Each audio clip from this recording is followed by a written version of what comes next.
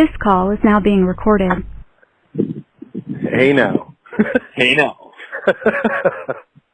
So, what's the weather like where you're at? Well, it's kind of breezy. There are kind of like sudden gusts that are a bit larger, but not by that much.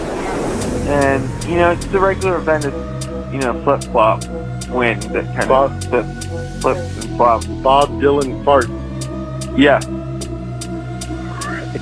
That's powerful. It starts with a boom. It comes from Malibu, and everybody who farts in Malibu, and Bob Dylan mostly, farts. Yeah. Then it all blows here to Venice. That's crazy. It's nuts, man. So, Thanks. you know what this is? What's this? This is the V2V podcast episode number 44. Holy cow. I know, I can't believe it. We're a day late, but you have to forgive us because we had another interview yesterday that Marcus did that was super cool. Oh yeah, that's actually quite popular. Yeah. In relation to some of the other stuff we've done. Yeah, it's people are thoroughly enjoying it, and they're also enjoying the artwork by our new friend Rowdy. Yeah, it's fucking awesome. That's his name. I know. It's crazy. Who names their kid Rowdy?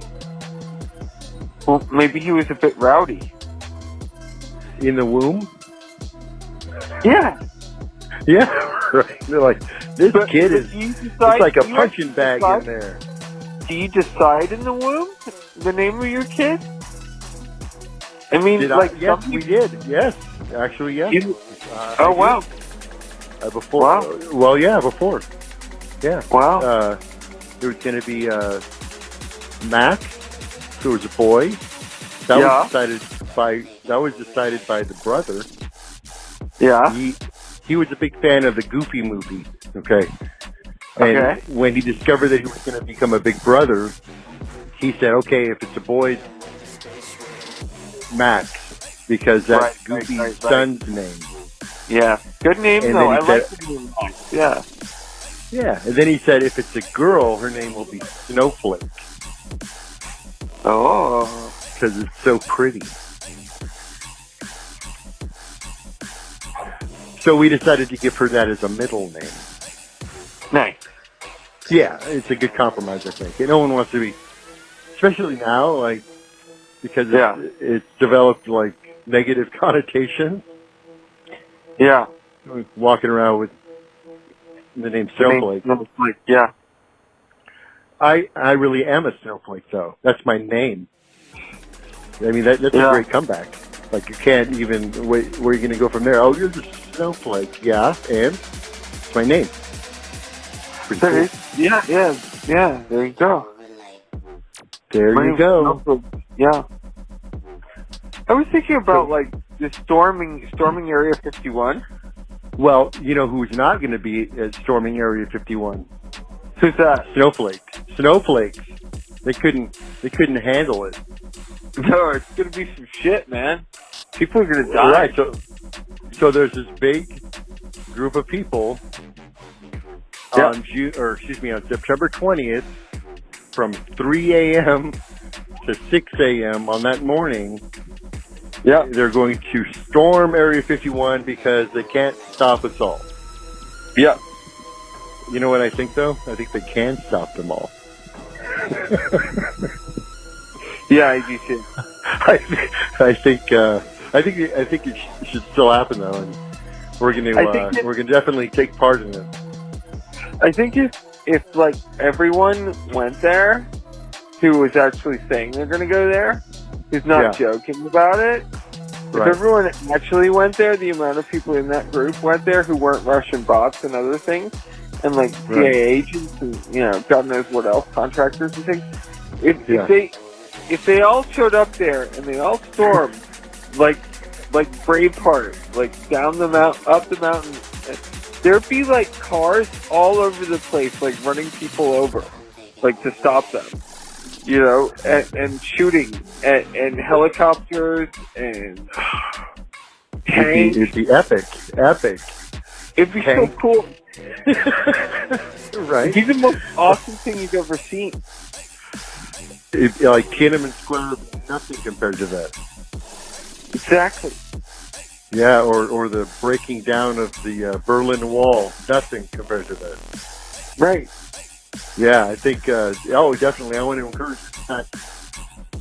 There's Because one person who's already selling T-shirts. They're already selling T-shirts. Wow. And the proceeds are going to buy pizza and beer, which I think is appropriate because before you die, you want to shit? You want to shit? You want to shit pizza and beer? Yeah. Yeah, I think the truth is out there, and all of these crazy people, which I'm including you and I in, are going to find out the truth. Maybe we could even get Bob Lazar to show up. Yeah, wouldn't that be awesome? He could come and die with us. Right. It's for a good cause, though. We could film it. Definitely we should film it. But we're going to be out on the outskirts of Area 51 filming early morning of September 20th at 3 a.m. and no one's going to show up. I know, right? It's just going to be this desolate landscape with a few lights in the distance. There'll be like 5 people who walk like halfway up the first part of the hill, and then before they get to the sign and barbed wire, and then they run away. Right. It'll be as epic as Geraldo opening up the underground safe where there's nothing there. Oh, I remember that. That was great. Jimmy, who was that? I forget who. Al Capone's safe. Yeah. Dude, that was epic. Live television. They're all anticlimactic motherfucker Geraldo. Yes.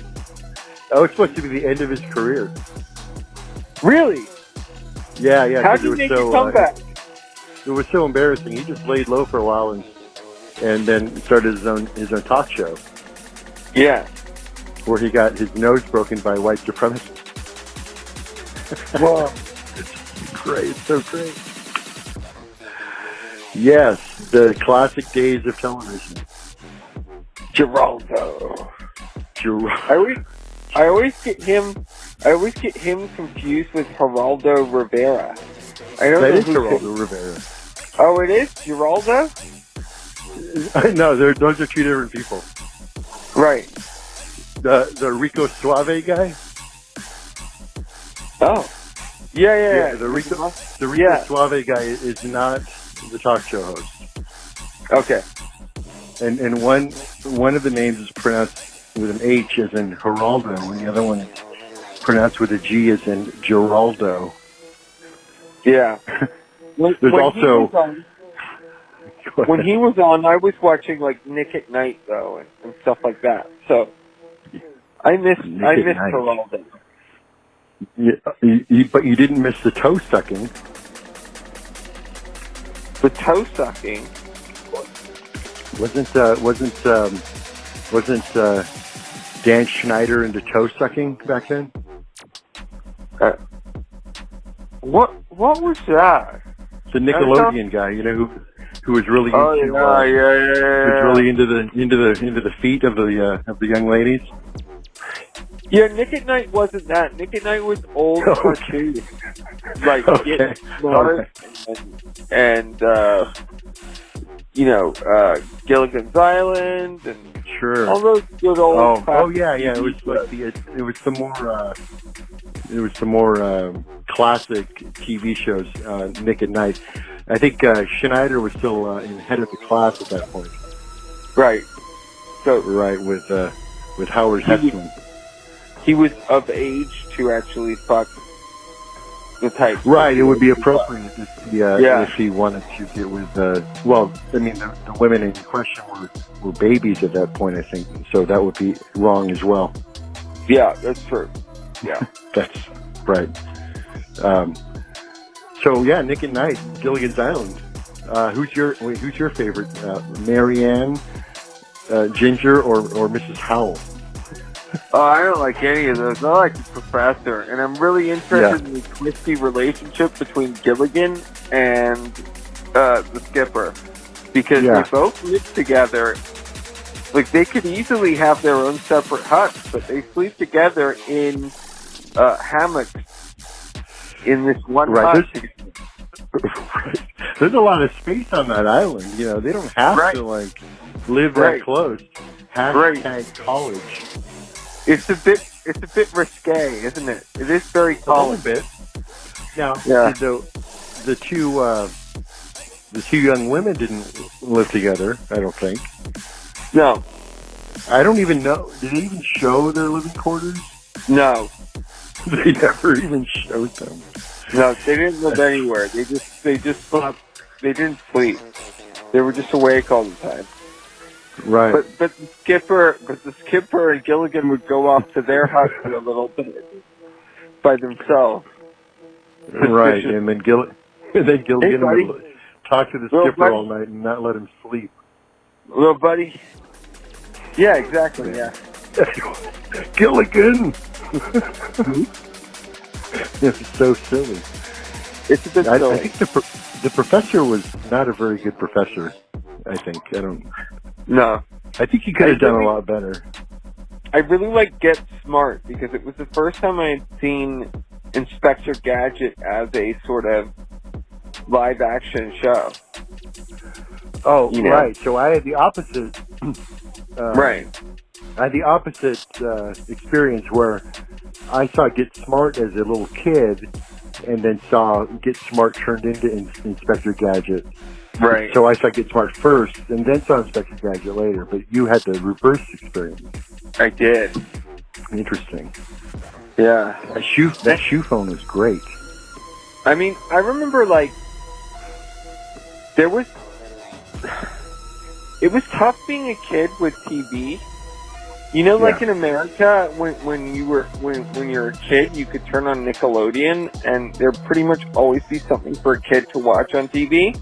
Pretty much, if you had cable. Yeah. Right. Like, in England, we didn't have that. We didn't have that at all. We had an hour of cartoons a day, from 4 to 5. And then and it was like hosted in between, so we only got segments of the cartoon. We didn't get the full cartoon. So say you were watching, we only got like segments of Teenage Mutant Ninja Turtles, and then you'd have to tune in the next time for the next one, and you know, the next day for the next one, or you know, next week even. Sometimes they'd hold you off. Wow. So it was brutal, but I kind of think that even though the weather was shit there, it was kind of more healthy because it kept us all like doing creative things and being sort of imaginary with our, you know, playing and having the, you know, not be vegetated in front of a TV. Whereas when I came to America, one of the first things, you know, I did was just vegetate in front of a TV, and it was so entertaining, and it was like candy, you know. Right. It was really incredible. It is. I don't think that's a good thing. It's not a good thing. Marcus and I were just talking about weird cartoons. The one that we were talking about mostly was Captain Caveman and the Teen Angels. Did you ever see that? I think I did, actually. Yeah, what was that? So Captain Caveman and the Teen Angels, it was based on the mystery-solving adventures of these three girls, Brenda, Dee Dee, and Taffy. Yeah. And their friend Captain Caveman, or they called him Cavey for short. He was a prehistoric caveman that the girls discovered and thawed from a block of ice. It was kind of like Charlie's Angels, right? But it was very strange because,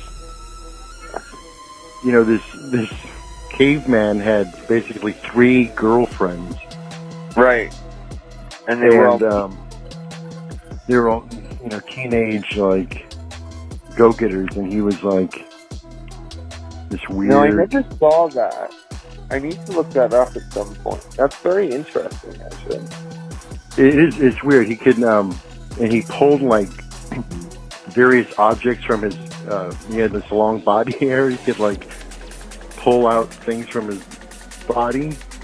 Yeah. Like anything that they might need, he had it hidden. He could like pull it out at the. How convenient. That's so weird. Yeah, just very strange. It is very weird, actually. It was really weird. Yeah. He spoke in caveman talk. Like, me know where the bad guys are hiding. And stuff like unga bunga. Right. So there was African American Dee Dee, who acted as kind of their unofficial leader, and so they defrosted the caveman, and she has an afro and red turtleneck, blue skirt, knee-high boots, and she's kind of like the Velma of that show. And then there's Brenda, who's super nervous, and she's the nervous brunette. She's always scared of the demons and monsters that they encounter and tries to back out, but she gets captured. She's always the one who's getting like captured by the bad guys. Right. She wore a purple striped tank top and a pair of hot pink flare trousers with a white belt. Wow. Right, and then there's Kathy. Yeah. Kathy is the blonde who her catchphrase is Zowie. She comes up with a plan, another crazy, blonde-haired plan. Yeah. She's flirtatious, right? Kind of zany and ditzy. Right. And she would seduce Captain Caveman into acting as bait for her plans to capture the bad guys. And she wore a green dress with matching shoes. Right? So, it's very strange. I know some of the things. Cartoons are weird enough anyway, but this was very weird. Like, it just didn't make a lot of sense from the perspective of a little kid. Like, some of the themes were quite grown up. Yeah, it's a bit weird. It was a bit weird. The other cartoon that CBS, in the morning. It was on from like 1977 to 1980. So I caught it. Kids, right? Caught it as a very young kid. Right. The other show we were talking about is a show called Grape Ape. That was another weird one. Grape Ape? The Grape Ape. Wow. So, Grape Ape is a 40-foot tall purple gorilla with a mind of a child. Oh, and wow. His catchphrase is saying his name twice, Grape Ape, Grape Ape, after anything anyone says. Like, it was kind of like pre-Groot. Like, all he says is Grape Ape, Grape Ape. Right. And he has a little dog that he travels around with. It's just so weird. Like, he rides around on the top of their van. This little yellow van. He sits on the roof, which somehow can support his weight. Right. It's just very strange. Grape Ape. Giant purple gorilla. What else? That's it. Like, those are the weird ones. Like, there's a whole bunch of other, more recent strange cartoons, like Three Angry Beavers, which is obviously in the 2000s. Cow and Chicken, which is crazy. Yeah. Cow and Chicken's really funny, though. Yeah, especially because it has, like, the devil in it. Yeah. It's fucking hilarious. But not the kids. It's not the kids. Is that what? I don't think it should be for kids. Oh, cow and chicken? Yeah. Yeah. It's nuts. But Three Angry Beavers is cool. What did you think of lamb chops as a kid? I couldn't stand that show. No way. It was too weird. It was almost like teaching kids to be annoying, too. Right? Oh, 2 Angry Beavers. Okay, not 3. Wow, there's only 2. There's only 2. Lost one. Yeah. Oh, I don't know why I thought there were 3, but there was only 2 Angry Beavers. Beaver's a funny word, though. I mean, in reference to bush hair. Sure. I wonder how that happened. I don't know. Where did that come from? I don't know. It's got to have come from somewhere, right? Well, like 3 Angry Beavers, I assumed right away was about 3 angry vaginas, but I didn't really know. Even though it's a kid's show, I didn't know. Oh, really? You thought there was like a sexual connotation there? Yeah, that's all I could think about because I don't have any visualization of the show. Okay, so that's interesting because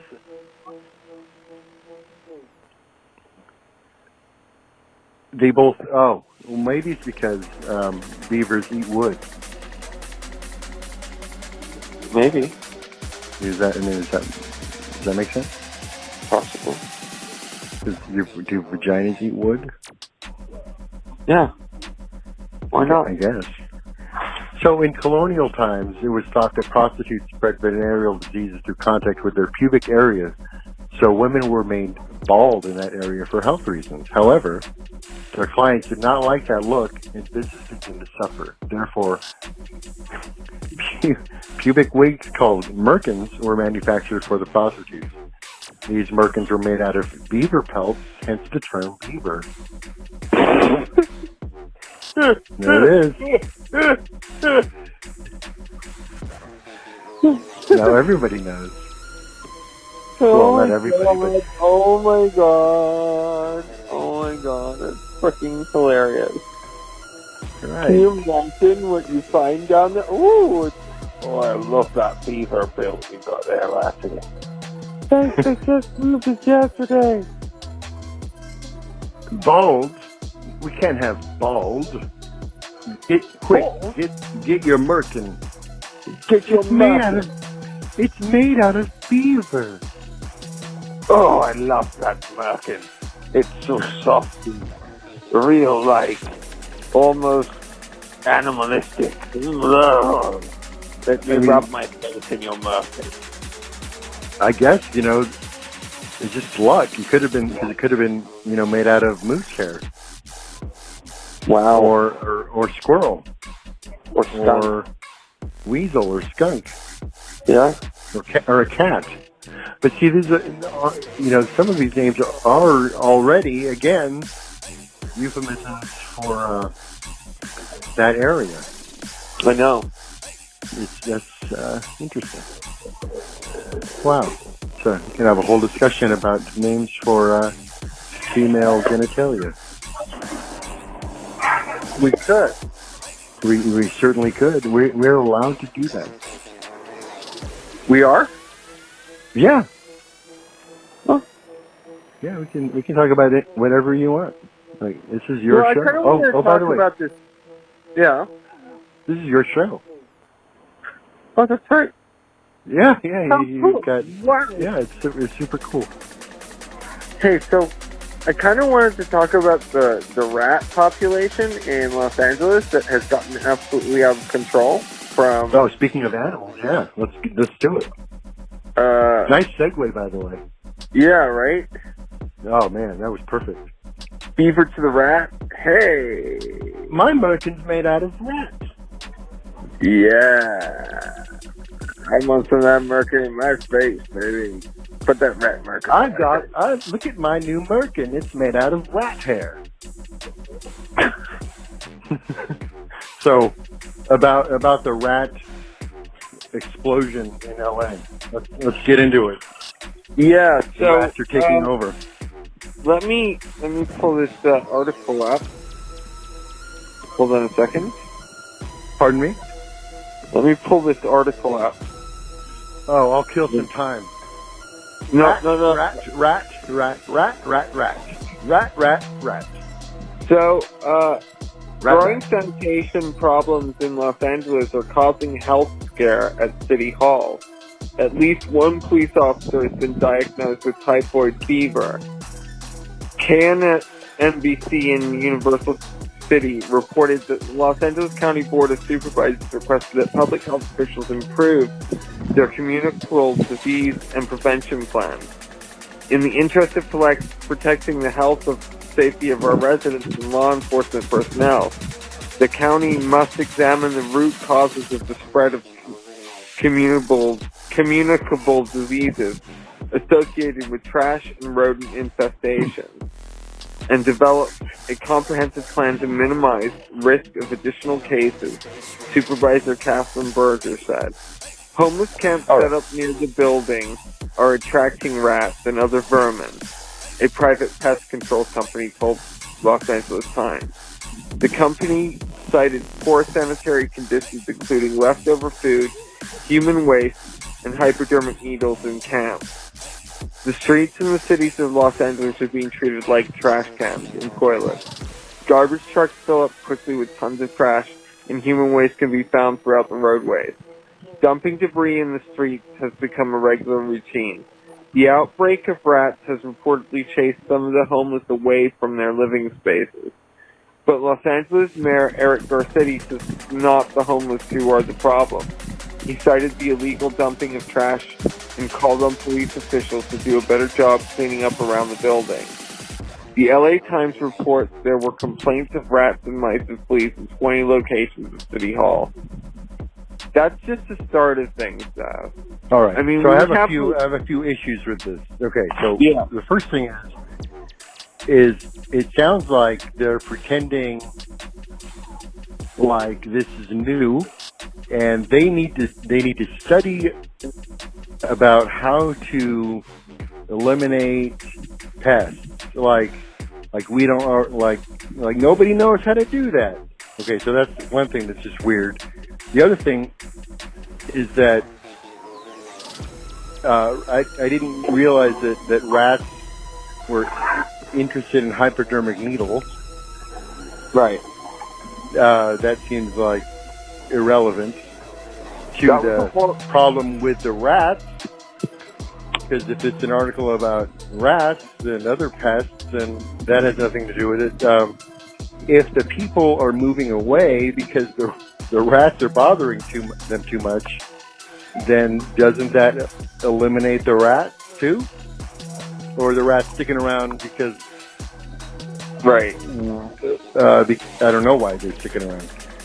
Right. So I think the thing about the mayor saying it's not homeless people, it's illegal dumping in the street, I mean, he's got a point, because not all homeless people dump stuff in the street. That's true. Not everyone who dumps stuff in the street is homeless. That's also true. We have plenty of people who dump stuff in the street who are not homeless, and plenty of homeless who don't dump stuff in the street. So I think he's got a point. But yeah, there are a lot of diseases that are being spread by these guys, and the fleas really is the problem with the rats. I guess people are getting sick in jails too because there are rat problems in jails. Right. Too, in other municipal buildings that have pests problems inside, like City Hall. There are issues with mice and rats inside the building. Yeah. So I don't know what's your take? I think there's going to be a fucking plague this summer, man. Yeah.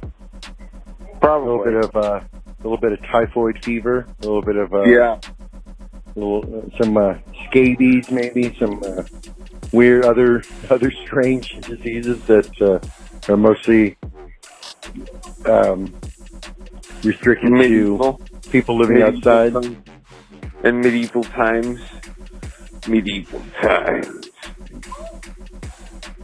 It's kind of a regular, reoccurring thing, though.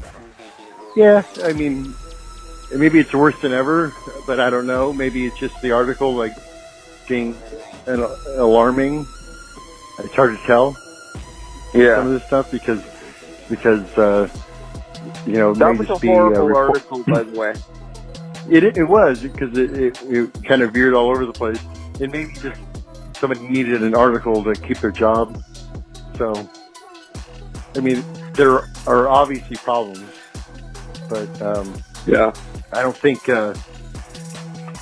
doing a study on how to eliminate pests is really going to solve the problem. Cause yeah, somebody's going to make a lot of money doing the study. Maybe we could do that.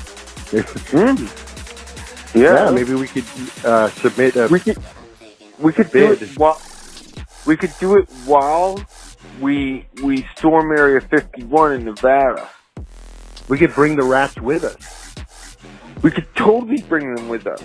We could use have the rats to storm. Like yes. And we could be so fine. The Area 51 people would be worried about the rats, and then the people would like sneak in like through the side doors and storm. Yeah. I think that's a great plan. And we find the UFOs, the aliens, man. And Bob Lazar, he's down there, man. Yeah, man. The aliens could maybe the aliens would be interested in taking the rats with them. That would be really nice. Like we're out of here, and then we're like, wait, but take the rats too, please. Yeah. You can do some like experiments on alien rat hybrid stuff. Yeah. And then the rats could come back. The alien rats could come back, and then they'd be cool. They'd be like, all right, we got it. We got it. We're awesome alien rats now. Yeah. And we can talk. Maybe they can talk. Totally. Yeah. So I think that's, we could talk to alien rats. Things. And they would probably bring back the sausages too. I mean, maybe Bob Lazar would be interested in reverse engineering some rats. I think you should go with the rats. Yeah? With the aliens and the rats. Like, Lazar could just... I think he's a bit of a dirty rat. He's a dirty rat. So he'd fit right in with the plan. I think this is great. So don't forget, everybody, that September 20th is Storm Area 51. They can't stop all of us. Yeah. September 20th at 3 a.m. to 6 a.m. at Area 51 in Amargosa Valley, Nevada, 20908. And there are T-shirts available, too. Storm Area 51 T-shirts that are $19.99. That will pay for all of the pizza and beer that everyone's going to need after they storm Area 51. Yeah, because you gotta have before, perhaps before they storm Area 51. I think you need it before, man. You gotta have gastral indigestion up the butt when you're running into a military base. You gotta have gas. True. That's correct. Somebody's concerned about there being vegan-friendly pizza. Right. So that's a concern.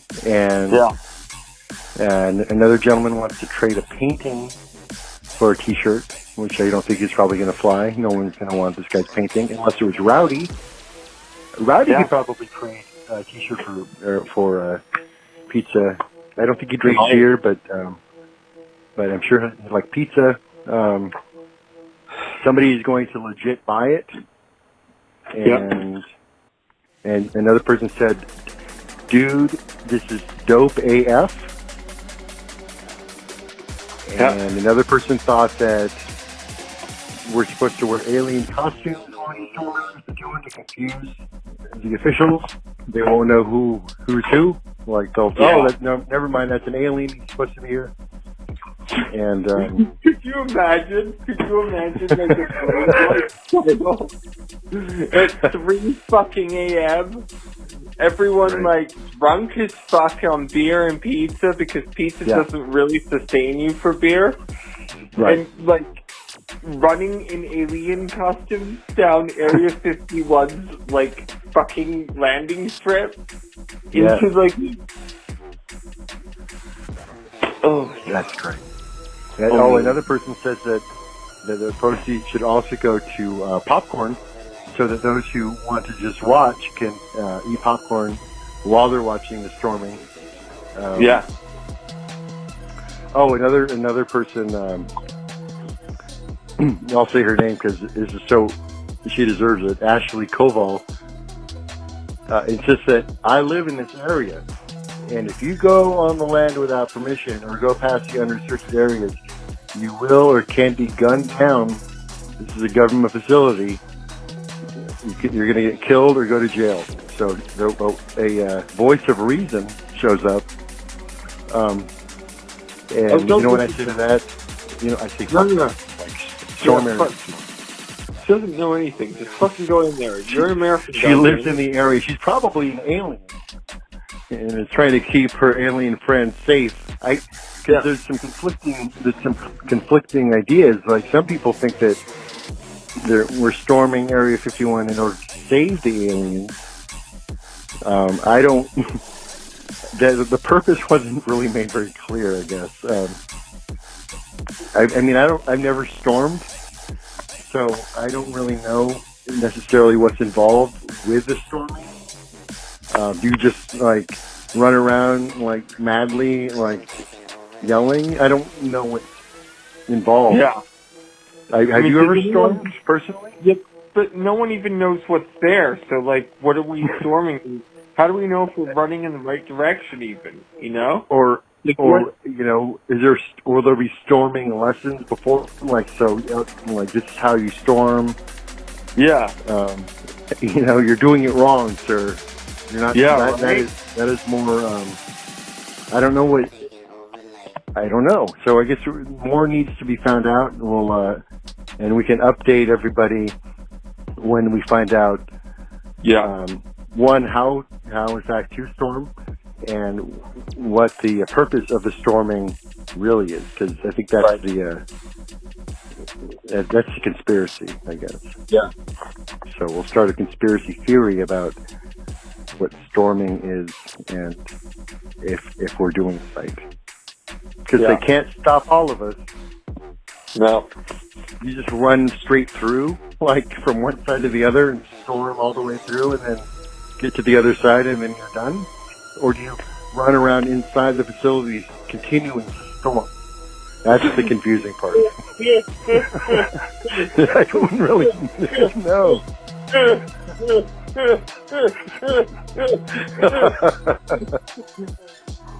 Do you stand and create a storm?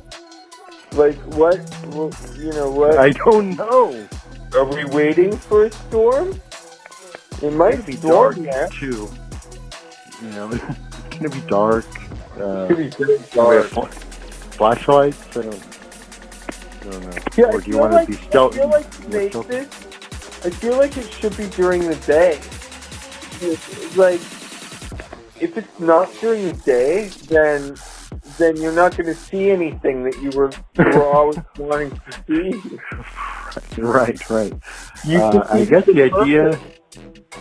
the idea maybe is that there are less personnel on site during those hours, so it would be easier to storm. But less fun for sure. Way less fun. You should be storming at like 3 p.m. Yeah. Right. Maybe I'm down for that. Should make a suggestion that we'll change the time. Instead of 3 a.m., it will be 3 p.m. Yeah. And so that everyone can actually see the storming happening. And all of the blood and guts that are bound to be occurring as well. when Annie Koval and her crew start gunning people down. Right. Yeah. So that's going to be exciting either way, I think. I would also prefer that it be seen rather than have to hear from someone who did storm about how cool it was. And, you know, like black video of, hey, look, this is a storming. And, like, you can just hear people yelling and dying, but you can't see it. So, yeah. I agree. Definitely should happen during the day. All right. Wow, All right. that was cool. Yeah. Hell yeah. That was episode 44 of the V2V podcast. Storm Area 51 that can't stop all of us.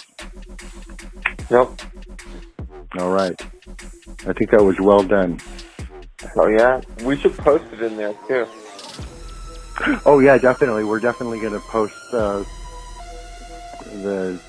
video of us talking about the plans on the event site for sure. Yeah. All right. And then we'll attract more people to the event site because of our high popularity. Yeah. We draw them in, but well, more recently than before. So that's cool. It's getting better every day. We've had our most popular period is right now. Yeah. Like in the last month or so. We've hit some viewing time records and viewership records that is pretty satisfying for a little baby YouTube channel, and it's really cool to see that people are still with us, and we're gaining a few more people all the time. So, you know, by next year, we should have even more people. Yep. Yay. Cool. All right. Thanks for watching, everybody. Bye. Okay, bye.